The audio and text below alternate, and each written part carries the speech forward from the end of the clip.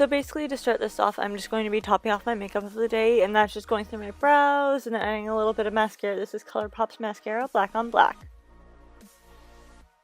I'm going to start mapping out basically what I want my face to look like, I guess is what you'd call this as a face, with my NYX Jumbo Eye Pencil and Milk as usual. This is actually really easy to use because it's really easy to wipe off, but it actually shows up pretty well. Not only am I mapping out my face, but I'm mapping out all the scars, I guess you could call them.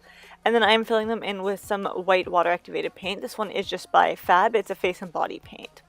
It is from FX Cosplay. I will link it in the down bar below. And I'm just going over all of the scars kind of thing, the wounds, the whatever, that I just painted on with the NYX Jumbo Eye Pencil and Milk. Think of it as the NYX Jumbo Eye Pencil and Milk as my base, and this is to almost set it, kind of. And going in with liquid latex, I'm putting that all over each of the scars I made. Still don't know what to call those, but then I'm going to just be adding on some pillow stuffing. You can get this from anywhere. I got mine from Walmart like a long time ago for a DIY, and I didn't end up using it all that much, so multi-purpose. I'm just going to be continuing this all over. I actually tend to roll these in my hand so that they're a little bit easier to manage rather than just putting fluff on top of me. Then I'm adding some black water activated paints with a e.l.f. and it is a detailing brush.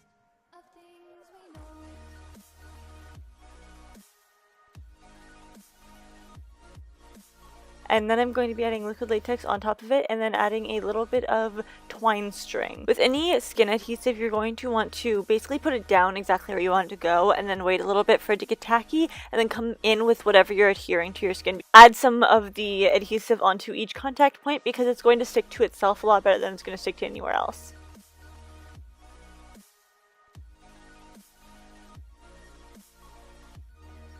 This is not going to be suitable to eat if you do put it around your mouth, so just be aware of that.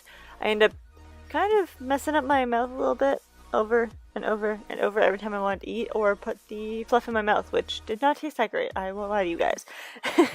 Some of them I put just straight up and down, some of them I crisscrossed, so there was less and there was more. Basically, you're just going to be wanting to put it in a sporadic pattern. I don't know, is that contradiction? We're going with it.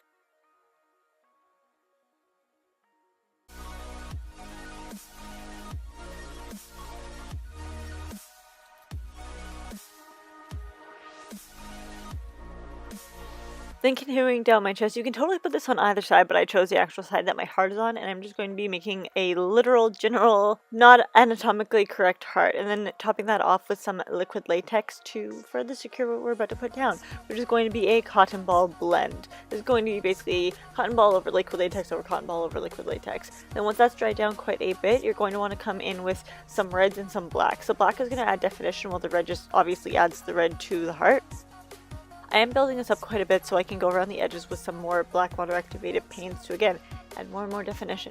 Just like my last year's Anti-Valentine's Day, but with a non-anatomically correct heart. Continuing on, I'm going to add some of the same stitches that we used before, as well as blending out the edges of this a little bit to make it look really dark and sultry and really just sad. And then I'm going to be coming in with a little bit more of a suitable prop to it, and that's going to literally just be a sewing needle with some more of that twine in it, because who else is going to put your heart back together but you? Wow, that was some deep ass wholesome shit. Good thing I'm not monetized. And that is it. I hope you guys enjoy this tutorial and have a good Valentine's Day.